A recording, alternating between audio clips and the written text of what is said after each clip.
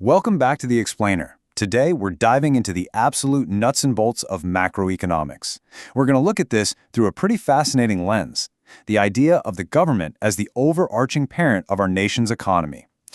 Whether it's the interest rate on your mortgage, the stability of your savings account, or even just the price of groceries down at the local market, understanding how this massive macro household is managed is totally key to making sense of the financial forces that literally shape our daily lives. Here's our roadmap for today. First, the big picture. Second, supply, demand, and aggregates. Third, the four main economic objectives. Fourth, equity versus equality. And finally, fiscal and monetary tools. All right, let's jump right into Section 1, the big picture, scaling up to nationwide economics. So macroeconomics essentially takes microeconomic concepts. Think of, say, a local bakery setting the price of a loaf of bread, where you trying to decide whether to buy a new car, and it scales them way, way up. We are literally taking a step back to analyze the total level of economic activity nationwide. It's kind of like, instead of inspecting a single tree's health, checking out its leaves and roots, we're suddenly tracking the growth, weather patterns, and soil quality of the entire forest. And this zoomed-out perspective, it's absolutely crucial. Why? Because the rules that govern a single household or a small business often behave completely differently when you apply them to hundreds of millions of people all acting at the exact same time. And this brings us to a really brilliant core framework, treating the government as the parent and us, the citizens, as the children in this giant macro household. It just perfectly captures the dynamic of a national economy. Think about it. The parent has to set the ground rules to keep everyone safe. They provide a stable environment for growth. And when the kids get a little too chaotic or the household finances start going off the rails, they actually have to step in and intervene to restore order. Just like in a real home, the parent isn't micromanaging every single interaction, but they are entirely responsible for the overall architecture and the overall stability of the household itself. Moving right along to Section 2, supply, demand, and aggregates, the whole household. Okay, so you will frequently hear the word aggregate thrown around in economic policy. And honestly, when we talk about aggregate demand and supply, we simply mean the total. We are taking every single consumer, every producer, and every market in the country and just tossing them into one single massive equation. It's basically the ultimate pulse check. It shows us the total economic health and output of the entire nation at any given moment. By aggregating all this data, economists can figure out if the country as a whole is actually producing enough to meet the total desires of its population, or if there's some sort of fundamental mismatch going on in the system.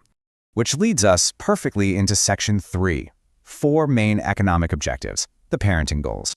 So it is the government's job to be a responsible parent here, and they do that by focusing on four primary objectives to keep this macro household running smoothly: economic growth, a low level of unemployment, a low and stable rate of inflation, and an equitable distribution of income.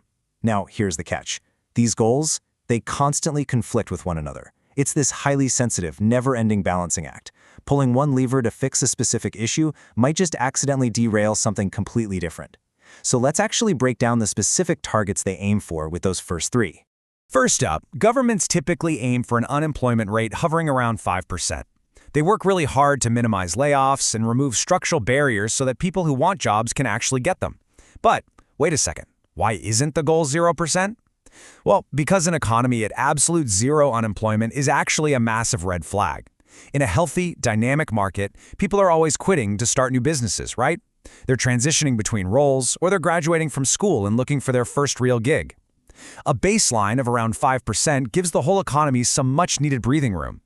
If unemployment actually dropped to zero, companies would have to aggressively outbid each other for workers, and that triggers massive wage inflation, which, you guessed it, ultimately destabilizes the whole system.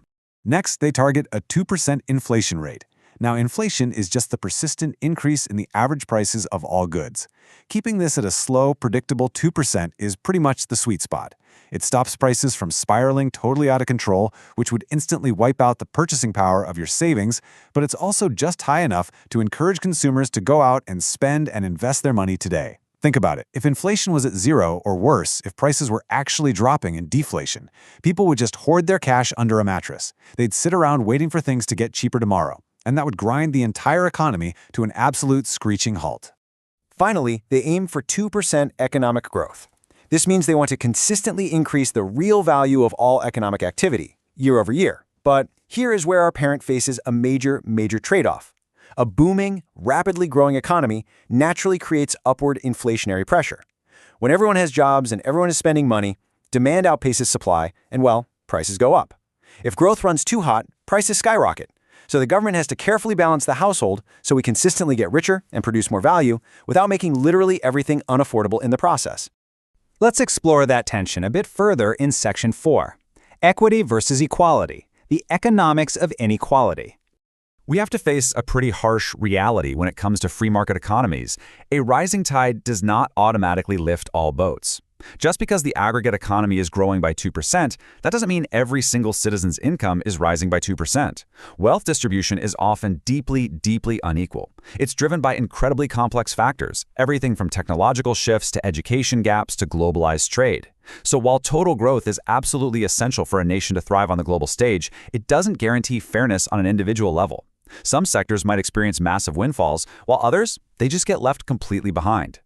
And because of this, the government's objective is equity, not strict equality. Okay, so equality means everyone gets the exact same thing, regardless of their need, the risk they've taken, or the effort they've put in. And historically, that often stifles innovation and productivity. Equity, on the other hand, means everyone has a fair opportunity. A good economic parent doesn't just hand out identical rewards regardless of the work put in, right?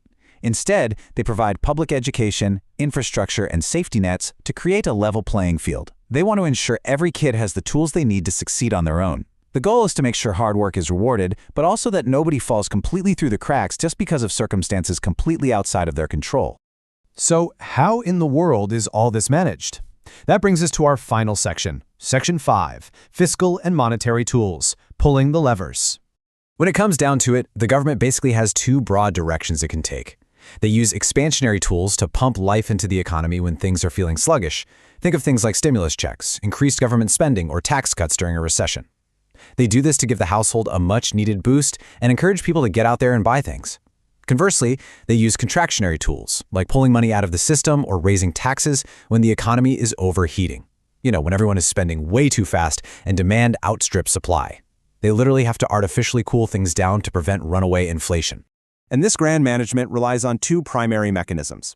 On one side of the coin, we have fiscal policy. This is controlled directly by the government through spending and taxing. So this looks like deciding to build massive new infrastructure projects to create jobs, or maybe changing income tax brackets to leave more cash in citizens' pockets. It's all about directly steering the economy.